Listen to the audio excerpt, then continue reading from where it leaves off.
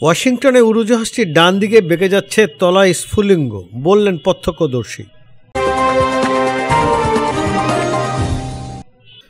Roman মোমবাতির ঝলকানির মতো কিছু একটা আকাশে দেখেছিলেন অ্যারি সোলম্যান।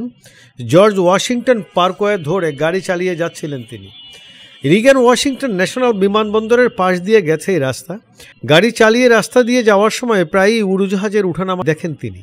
সোলম্যান বলেন, দেখে সবকিছু স্বাভাবিকই মনে হচ্ছিল। উড়োজাহাজটি ঠিকমতো নেমে আসছিল, কোনো ত্রুটি ছিল না। কিন্তু কিছুক্ষণ পরেই পিছনে ফিরে চোখ ছানাবড়া হয়ে যায় সোলম্যানের। তিনি বলেন, আমি পিছনে ফিরে দেখি কিছুই আর ঠিকঠাক নেই। উড়োজাহাজটি দেখে মনে হচ্ছিল সেটা ডান দিকে বেঁকে যাচ্ছে, সম্ভবত 90 ডিগ্রি। আমি উড়োজাহাজের নিচের অংশ দেখতে পাচ্ছিলাম। বাইরে খুবই অন্ধকার ছিল, তাই উড়োজাহাজের নিচের অংশ ভালো মতো দেখতে পাওয়ার কথা নয়। তিনি আরও বলেন, উড়োজাহাজটির নিচের অংশে হলুদ আলো দেখা যাচ্ছিল, নিচ থেকে স্ফুলিঙ্গ বেরিয়ে আসছিল। সোলম্যানের মনে হচ্ছিল উৎসবে রোমান মোমবাতি জ্বালানোর পর যেমন আলোর ঝলকানি দেখা যায়, অনেকটা তেমনই যেন দৈত্যের মতো বড় একটা মোমবাতি থেকে আলোর স্ফুলিঙ্গ বেরোচ্ছে, আর সেই স্ফুলিঙ্গ উড়োজাহাজের নাকের দিক থেকে লেজের দিকে ছড়িয়ে পড়ে। সোলম্যান রাস্তার পেছন দিকে ফিরে তাকান। তিনি কোনো বিস্ফোরণের শব্দ বা বড় কোনো আওয়াজ শুনতে পাননি। তিনি উড়োজাহাজের বিস্ফোরণ হয়েছে কিনা তা বোঝার চেষ্টা করছিলেন, কিন্তু কোনো আগুন দেখতে পাননি বলে জানান।